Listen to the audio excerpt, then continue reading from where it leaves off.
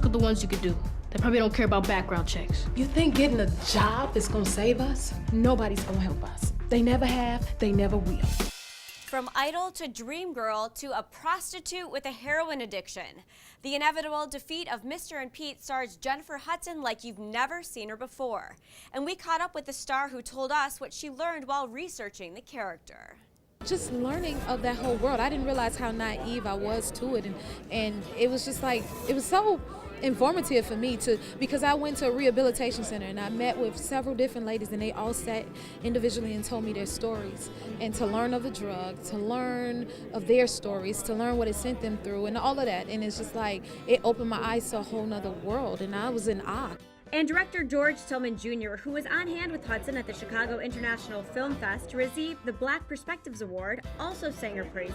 You know what was interesting is, like, first time her ever having something like this, but she really dug into the working with a consultant, which was actually a young person who was here in Chicago, flew to New York where we shot the movie. She had a couple consultants there.